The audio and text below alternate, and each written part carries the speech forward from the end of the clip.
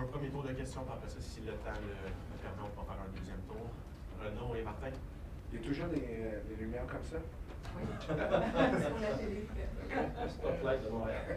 C'est mieux quand tu as des cheveux. On te voit bien. Ça va. Much clair. Salut Cam. Salut Laurent.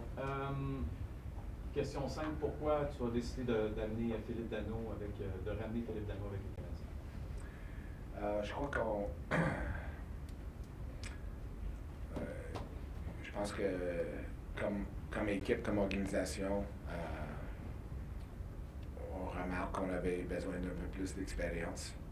On a cette étape de la saison avec l'expérience en général, mais en plus avec les blessures qu'on vit avec présentement, que Phil nous emmène je pense que tout le monde ici connaît Phil, puis son jeu, puis je pense que c'est quelque chose que va nous aider dans les prochaines la saison, puis la saison prochaine aussi. Martin McGuire. Quand il y a des organisations qui, pour une raison ou pour une autre, n'aiment pas ramener les joueurs qui étaient là avant. Visiblement, vous, ça ne vous dérange pas, mais pourquoi c'était pas un problème pour vous de ramener Philippe à Montréal? J'ai jamais pensé que je serais inquiète de ramener quelqu'un. C'est sûr, je n'étais pas ici quand il était ici, mais j'ai toujours, tout ce que j'ai entendu de Phil, c'est qu'il était un bon joueur d'équipe qui était bien aimé par ses coéquipiers. Juste la sous-question, si vous me permettez, le fait qu'il connaît votre noyau, est-ce que ça a été une des raisons? Qu'il connaît Nick? Non, c'était plus son jeu, qu'est-ce qu'il peut emmener. C'est sûr que quelqu'un qui a déjà joué ici, qui connaît le marché, qui a eu du succès ici déjà, c'est toujours un avantage, toutes choses égales. Bonjour Cam. Bonjour. De ramener un bon vétéran comme ça va aider l'équipe à court terme, mais est-ce que dans votre construction, ça risque d'ôter du temps de jeu à des jeunes qui sont en progression? Tu sais, je pense à Kapanen, Beck qui sont là actuellement. Là. Je pense pour nous là, que ça va toujours la balance entre aujourd'hui et la future. Puis j'aimerais vous dire que on a un plan, puis c'est écrit, puis c'est facile de déterminer c'est quoi. Tu prends la décision au mois de septembre, puis c'est fait pour l'année, mais c'est quelque chose qu'on regarde de semaine à semaine. Un bon modèle aussi. Oui, c'est sûr. Puis c'est sûr qu'il y a un aspect défensif qui a toujours été connu pour eux, puis ça permet aux jeunes joueurs d'apprendre de lui aussi. Salut Jeff. De tes discussions avec Philippe Danault, techniquement cette saison, c'est aucun but, il a perdu beaucoup de temps de jeu en désavantage numérique, son rôle semblait diminuer à Los Angeles. Sens-tu qu'il avait besoin d'un nouveau départ? Puis est-ce que ça t'a peut-être permis de l'acheter à un prix moins élevé? J'imagine que s'il jouait 20 minutes par match, Los Angeles ne l'aura pas échangé. Normalement, c'est quand une équipe qui est dans les séries échange un joueur, c'est probablement bien que le joueur voulait se faire échanger ou l'équipe cherche quelque chose de différent ou voulait libérer de l'argent sous la masse salariale. Je ne peux pas parler pour les Kings ni pour Philippe, mais pour nous, on croit que la saison qu'il connaît présentement n'est pas nécessairement reflective de son potentiel. Oui, quand est-ce qu'il rejoint l'équipe? Je pense que probablement à Boston. On a entendu dans les rumeurs cette semaine que les Kings vont avoir un joueur de centre. On a parlé de Jake Evans à un moment donné. Le fait d'avoir eu juste à donner un choix de deuxième, comment ça s'est déroulé pour réussir à convaincre les Kings d'accepter seulement un choix de deuxième rôle qui n'est pas le vôtre, en guillemets? Oui, je ne dirais pas que de dire juste un choix de deuxième round, c'est quand même un bon choix de deuxième round. C'est présentement. Non, c'est. Je ne sais pas qu'est-ce qu'ils ont essayé d'accomplir avec d'autres équipes, mais pour nous, ça a toujours été plus de la future plus que le présent. on voulait ajouter à notre équipe. C'est difficile d'ajouter si tu envoies un autre joueur l'autre bord en même temps. Vous n'auriez pas été prêt Céder un joueur pour Philippe. On n'était pas prêts. à donner un joueur? Non, on a toujours discuté plus des choix. Simon Olivier et Eric Engels.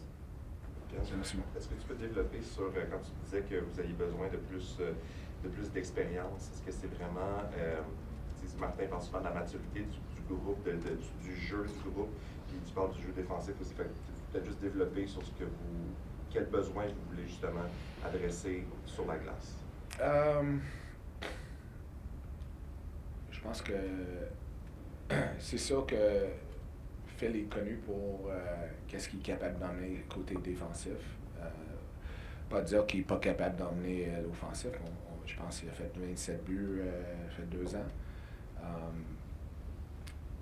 Mais pour notre équipe, je pense que c'est d'avoir l'expérience, d'avoir un centre gaucher au même temps. Quelqu'un qui a déjà joué souvent contre les meilleurs joueurs de l'autre équipe, ça nous emmène quelque chose de plus. Est-ce que tu sentais que ton désavantage numérique, justement, était comme un peu bloqué cette saison, qu'il y avait besoin justement peut-être de renfort? Oui et non. Oui et non. Je pense que c'est plus que d'autres choses. Il est gaucher. On a beaucoup de droitiers. Je crois pas nécessairement juste comme... Tout l'été, j'ai dit aux joueurs gauchers de pratiquer leur face-off. Slav me dit qu'il est meilleur que tout le monde à part de Jake Evans, mais c'est juste en pratique, pas dans les jeux, pas dans les matchs. Alors, non, on sait que l'horaire, la cédule est tellement difficile. C'est difficile si on était tous en santé. C'est beaucoup plus difficile, puis ça met beaucoup de demandes sur certains joueurs. Je pense qu'en emmenant Philippe, ça va nous permettre de partager plus les responsabilités. Puis je trouve que ça va être important rendu au mois de mars, mois d'avril. Eric? I have a question for you, but before asking, could you just clarify the cap situation, just because publicly available data shows you guys is still a little bit over with Davidson going down? That's why we never work with public data. We have no choice. Yeah, we put Ghouls and Kirby on LTI for now. Okay. Yeah. This move that you made speaks to where you guys are at in your rebuild. You're moving a bit more for the present. I know you said you always balance present and future, but this is certainly more for the present. Yeah. So what does that mean to you in terms of your overarching plan and where you see this team going?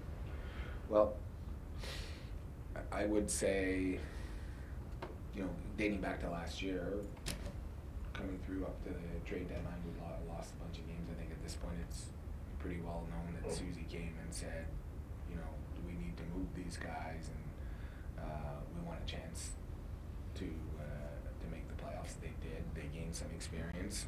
I don't think we necessarily went into the season thinking that was going to occur, although you're always hopeful.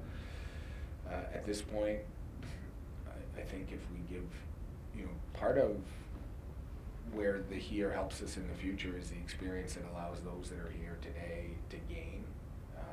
That's everybody in our team, whether it be a veteran player and a young player. So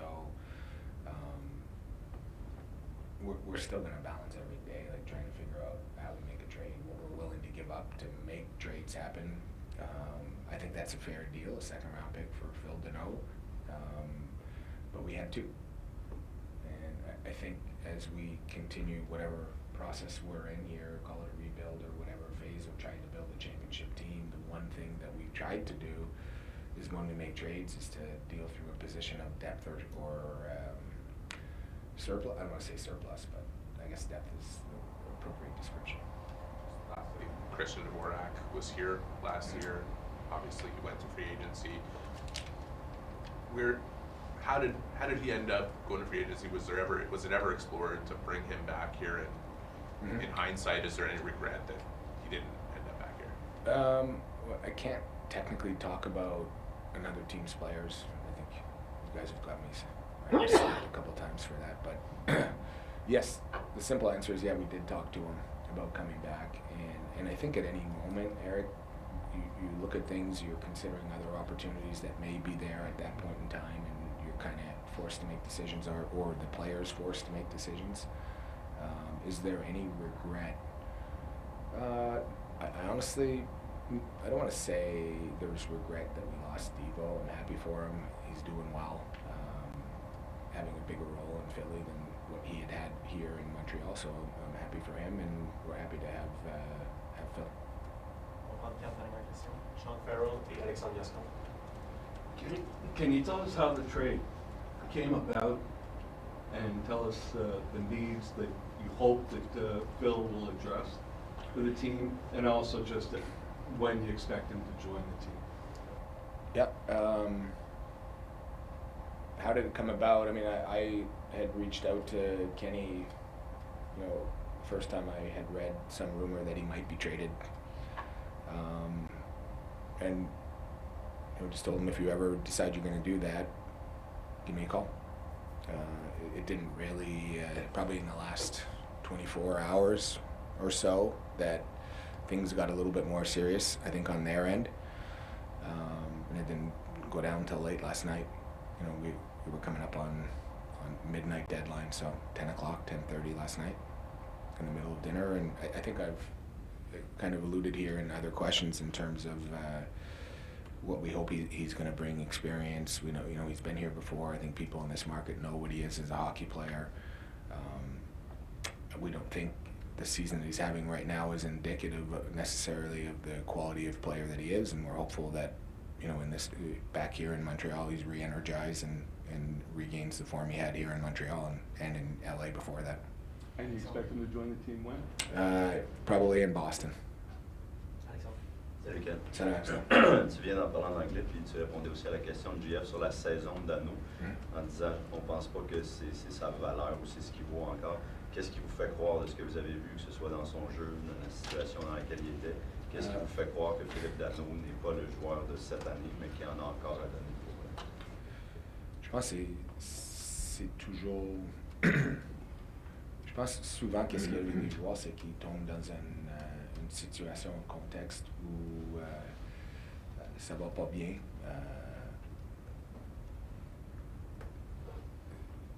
Ça va pas bien dans le moment. Je peux pas dire est-ce que c'est que le coach il met pas la valeur dans le joueur qu'un autre coach a mis avant ou quoi que ce soit, ou un joueur n'a pas réagi de la bonne manière. On n'est pas inquiet que Phil est trop vieux puis a perdu son jeu. On pense que c'est plus contextual. Si c'est le bon mot en français. Ouais, les circonstances, c'est ça. C'est ça. Okay. Puis, si je peux me permettre en relance, Gorton disait au tournoi de golf, on peut se permettre d'être picky pour whatever les next moves qu'on va faire à partir de maintenant. Vous avez moins d'assets, si on peut dire. Il vous reste un choix de 4e tour de plus, un 7e tour, mais vous avez moins de stock qu'avant. Comment tu vois ça dans le big picture? Est-ce que dans tout ce qui vous reste, est-ce que vous avez l'impression que vous avez encore un gros move en banque, ou comment tu vois ton draft capital ou tout le reste c'est tiré? Draft capital, yeah. Je pense qu'on a plein de draft capital cette année, les années futures. Beaucoup de prospects. Alors, s'il y a un échange, la possibilité d'un échange, on croit qu'on a plein de profondeur pour le réaliser, mais c'est sûr qu'on ne va pas non plus échanger tous nos choix. On veut continuer à repêcher des joueurs. Alors, ça dépend de quel joueur, puis quel âge le joueur a, puis combien d'années qu'il pourra jouer pour nous. Alors, je ne suis pas inquiète s'il y a un échange qui a du sens pour nous, qui pourrait nous améliorer à court terme, à long terme, qu'on a le stock pour le faire. C'est les 3 dernières questions. On va avec Guillaume François, Greg Lanto et Charles Reynolds. Salut Ken. Premièrement, juste une question technique. Danault, le fait qu'il vous rejoigne à Boston, c'est-tu qu'il ne serait pas en santé pour jouer demain, ou vous le considérez en santé et prêt à jouer? Non, c'est juste que on l'a réalisé vers 11h hier soir, comme 10h40, puis il était chez lui. Il y a des choses, on part tout de suite demain. Alors, on veut qu'il arrive et qu'il ait la chance d'avoir du succès aussi, pas une œil fermé en même temps. Parfait, c'est bon. Sinon, je change un peu de sujet, mais côté gardien, avec Montembeault qui est à Laval maintenant, je voulais juste savoir où vous en êtes en termes d'organisation, dans le fond, puis est-ce que vous estimez avoir assez de solutions à l'interne ou si vous êtes rendu à regarder à l'extérieur là, pour la situation devant le filet? Là, on croit que la solution était à l'interne. Sam est à Laval juste pour avoir la chance de prendre un petit repos ici, retrouver sa confiance, puis on sait qu'est-ce qu'il est. On l'a tous vu depuis les dernières 3 années. On sait que Sam est capable d'être un bon gardien. C'est une question de est-ce que c'est la semaine prochaine, est-ce que c'est en 2 semaines, est-ce que c'est dans un mois. Puis on essaie de trouver les moyens d'accélérer son retour en forme. Bonjour Ken. Bonjour. Pour faire un suivi sur les questions de Eric et d'Alexandre, ça vous met un petit peu plus serré sur le cap salarial, surtout lorsque les blessés vont revenir. Est-ce que ça vous bloque peut-être un peu pour faire des prochaines transactions cette année, cette situation-là sur le cap salarial? Non, je crois toujours que where there's a will, there's a way. Alors s'il y a de quoi, on va s'arranger.